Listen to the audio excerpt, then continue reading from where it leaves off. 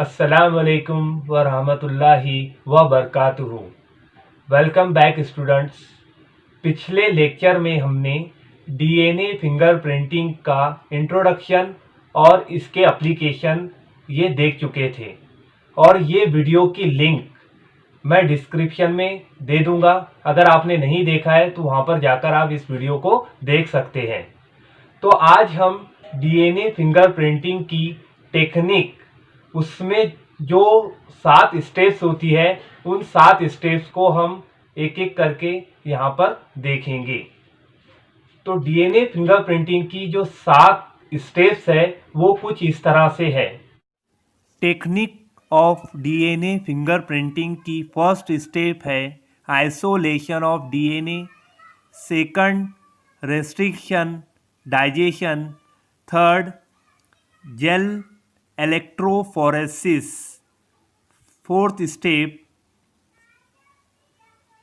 सदन blotting, fifth step selection of DNA probes, sixth step hybridization, last step is seventh step photography. अब हम first step isolation of DNA की basic information देखेंगे। DNA isolation is a first step of DNA fingerprinting technique. DNA isolation इस technique की first step है।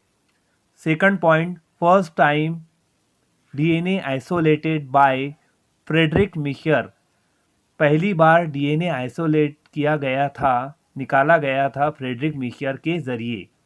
Third point, इन 1969 1969 में अगर कहीं पर मर्डर होता है तो डेड बॉडी के अतराफ में डेड बॉडी चौक आउटलाइन बना दी जाती है और इसी के अतराफ में इन्वेस्टिगेशन की जाती है ताकि मुजरिम को पहचाना जाए, मुजरिम को पकड़ा जाए और वहाँ पर हेयर, ब्लड, नेल या सीमेन सैंपल अगर मिलता है तो इसके ज़रिए मुजरिम का पता लगाया जा सकता है और इन्हीं सैंपल में से डीएनए आइसोलेट किया जाता है।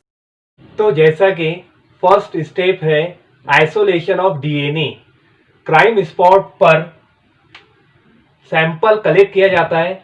फॉर एग्जांपल ब्लड सैंपल इसको लिया गया और इस ब्लड सैंपल में से डीएनए को एक्सट्रैक्ट किया जाता है, डीएनए को निकाला जाता है और ये हुई फर्स्ट स्टेप। अब यहाँ पर अगर कम क्वांटिटी में डीएनए हासिल होता है तो इस डीएनए को एम्प्लीफाइड किया जाता है, डीएनए को बढ़ाया जाता है और इसको पीसीआर के जरिए बढ़ाया जाता है। PCR, polymer chain reaction, polymer chain reaction के जरिए यहाँ पर ये डीएनए की क्वांटिटी को बढ़ाया जाता है, उसकी कई सारी कॉपीज तैयार की जाती है और इस तरह से बहुत सारा डीएनए हासिल होता है। सेकंड स्टेप है हमारी रेस्ट्रिक्शन डाइजेशन। सेकंड स्टेप में इस डीएनए को कट किया जाता है, स्पेशल साइट से या स्पेसिफिक साइट से कट किया जाता है और कट करने के लिए एंजाइम इस्तेमाल किया जाता है, restriction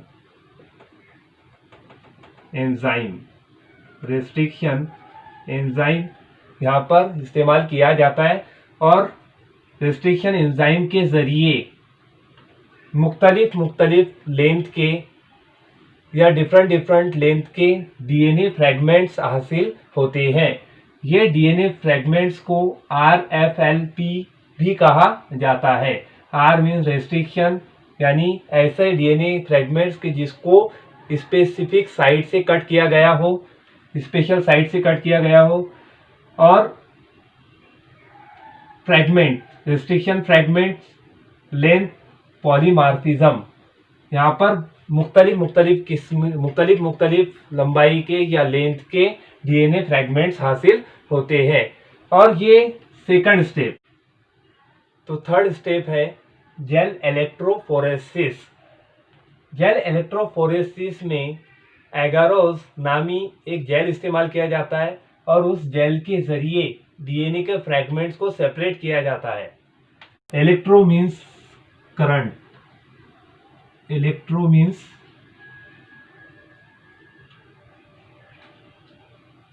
current, phoresis means movement,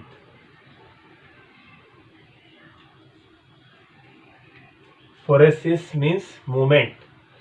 तो जेल इलेक्ट्रोफोरेसिस स्टेप में रेस्ट्रिक्शन डीएनए फ्रैगमेंट्स को सेपरेट किया जाता है। डीएनए फ्रैगमेंट्स को किस तरह से सेपरेट किया जाता है तो इस डायग्राम की मदद से हम देखेंगे। ये स्टेप जेल इलेक्ट्रोफोरेसिस की डायग्राम्स है जो मैंने खुद बनाई है। आपको एक एक स्टेप को ध्यान से समझना है। First step, isolated purified restriction DNA को इस माइक्रोपिपेड में लोड किया जाता है। और सेकंड स्टेप, इस माइक्रोपिपेड के ज़रिए जेल इलेक्ट्रोफोरेसिस के फर्स्ट वेल में जो स्पॉट पे मिला हुआ डीएनए है वो लोड किया जाता है। और सेकंड और थर्ड वेल में सस्पेक्ट यानी जिस इंसान पर शक है उस इंसान का डीएनए लोड किया जाता है। और इस जेल इलेक्ट्रोफोरेसिस मशीन को पावर बैंक यूनिट से जोड़ा जाता है। इसका एक सिरा निगेटिव एंड से और दूसरा सिरा पॉजिटिव एंड से जोड़ा जाता है।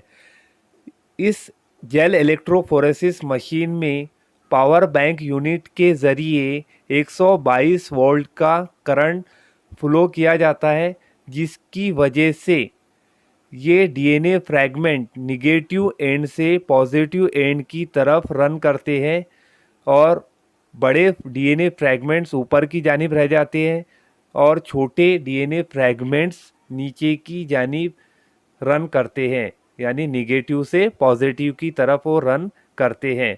और इसी तरह से डीएनए फ्रैगमेंट्स को सेपरेट किया जाता है। चौथी स्टेप में जो है तो डीएनए फ्रैगमेंट सेपरेट हो जाते हैं।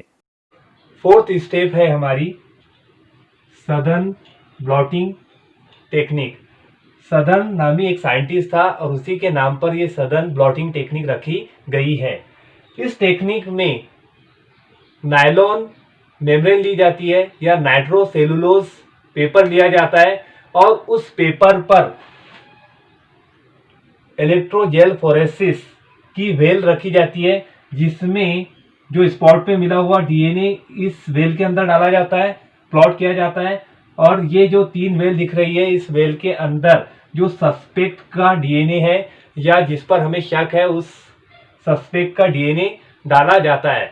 और बाद में ये जो जेल इलेक्ट्रोफोरेसिस अगारोस की जो प्लेट तैयार होती है वो प्लेट कुछ इस तरह से, ये फर्ज कीजिए ये नायलॉन मेम्ब्रेन है और इस नायलॉन मेम्ब्रेन पर ये जेल इलेक्ट्रोफोरेसिस की जो एगारोस प्लेट है जिस पर डीएनए फ्रैगमेंट सेपरेट हुए हुए हैं उसको रखा जाता है इस तरह से। और रखने के बाद में जो डीएनए फ्रैगमेंट है वो डीएनए फ्रैगमेंट इस प्लेट से मूव करते हैं इस नायलॉन मेम्ब्रेन पर। और नायलॉन मेम्ब्रेन पर जब ये मूव करती है तो ये डीएनए फ्रैगमेंट की एक छाप इस नायलॉन मेम्ब्रेन पर दिखाई देती है, कुछ इस तरह से जो यहाँ पर दिखाई दे रहा है। अगर आप यहाँ पर देखेंगे तो ये प्लेट है एगारोस जेल की और ये नायलॉन मेम्ब्रेन है और इस नायलॉन मेम्ब्रेन पर ये डीएनए फ्रैगमेंट्स यहाँ पर हमें दिखाई दे रहे हैं। तो कुछ इस तरह से यहाँ पर ये नायलॉन मेम्ब्रेन पर एक छाप डीएनए फ्रैगमेंट्स की दिखाई देती है। तो ये हुई सदर्न ब्लॉटिंग टेक्निक। अब नेक्स्ट हमारी जो स्टेप है वो है सिलेक्शन ऑफ डीएनए प्रोब्स। तो आर्टिफिशियल, अब यहाँ पर अगर हम बात करें तो ये जो डीएनए फ्रैगमेंट्स है तो ये डीएनए फ्रैगमेंट्स किस तरह से लिए जाते हैं तो सिलेक्शन किया जाता है डीएनए फ्रैगमेंट्स का। तो हमारी जो 5वीं स्टेप है सिलेक्शन ऑफ डीएनए प्रोब्स। तो डीएनए प्रोब्स का सिलेक्शन किया जाता है जो कैसे होते हैं, सिंगल स्ट्रैंडेड होते हैं। सिंगल जो कैसे होते हैं, सिंगल स्ट्रैंडेड।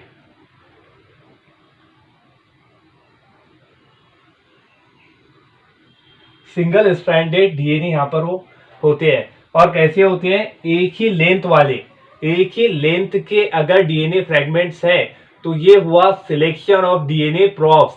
अब इसके बाद जो छठी स्टेप होती है वो है हाइब्रिडाइजेशन ऑफ डीएनए।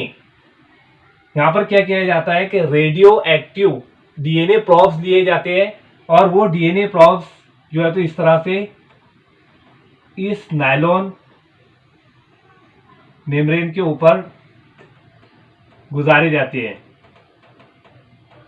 इस तरह से यहाँ पर ये बहुत सारे आर्टिफिशियल डीएनए प्रोब्स डाले जाते हैं और ये सिंगल स्टैंडर्ड होते हैं। फिर इसके बाद क्या होता है कि हाइब्रिडाइजेशन ऑफ डीएनए, यानी यहाँ पर डीएनए अपनी कॉम्प्लीमेंट्री को ढूंढते हैं और कॉम्प्लीमेंट्री को ढूंढने के बाद में वो एक दूसरे से मिल जाते हैं, मैच हो जाते हैं, कॉम्प्लीमेंट्री वहाँ पर तैयार हो जाती है डीएनए की। और डीएनए की जब कॉम्प्लीमेंट्री तैयार हो जाती है तो उसके बाद क्या किया जाता है कि जो एक्सेस डीएनए प्रॉब है, जो एक्सेस डीएनए प्रॉब है उसको यहाँ पर वॉश आउट कर दिया जाता है, उसको निकाल दिया जाता है। तो यहाँ पर इस तरह से उसको बाहर निकाल दिया जाता है। तो ये हुआ hybridisation of DNA, Chhathi steps. सातवीं स्टेप में क्या किया जाता है कि जब ये एक्सेस डीएनए प्रॉब्स को जब वॉश आउट कर दिया जाता है, उसको निकाल दिया जाता है, तो निकालने के बाद में यहाँ पर उसको एक एक्सरे फिल्म पर लिया जाता है। यहाँ पर ये नायलॉन मेम्ब्रेन है, वो नायलॉन मेम्ब्रेन को एक्सरे फिल्म पर लिया जाता है रेडियो एक्टिव गुजारने के बाद में, और उसके बाद में ये VNTR कुछ इस तरह से दिखाई देते हैं। और ये VNTR इस तरह से ये VNTR इस एक्सरे फिल्म पर दिखाई देते हैं और बाद में इसकी फोटोग्राफी की जाती है। फिर फोटोग्राफी करने के बाद इसका डॉक्यूमेंटेशन होता है। यहाँ पर डॉक्यूमेंटेशन यहाँ पर किया जाता है इसका। और जब डॉक्यूमेंटेशन हो जाता है तो उसके बाद पता चल जाता है कि वो मुजरिम कौन है, और मुजरिम यहाँ पर पता चलने के बाद में उसको फिर सजा दी जाती है। तो इस तरह से डीएनए फिंगरप्रिंटिंग की मदद से किसी भी सस्पेक्ट को आसानी से ढूंढा जा सकता है, उसको आसानी से मालूम किया जा सकता है। तो ये डीएनए फिंगरप्रिंटिंग की टेक्निक कुछ इस तरह से होती है।